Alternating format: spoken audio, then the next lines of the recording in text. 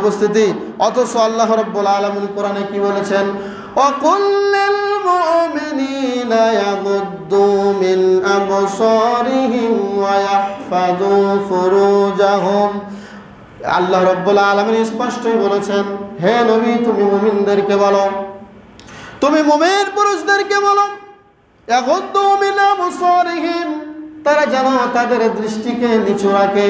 এবং তুমি মহিলাদেরকেও বলো, মুমিনা নারীদেরকেও বলো, তারাও যেন তাদের দৃষ্টিকে নিচু রাখে।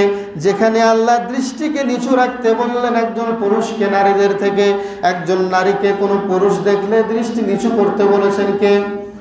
আল্লাহ বলেছেন নারীর দিকে তাকায়ও না।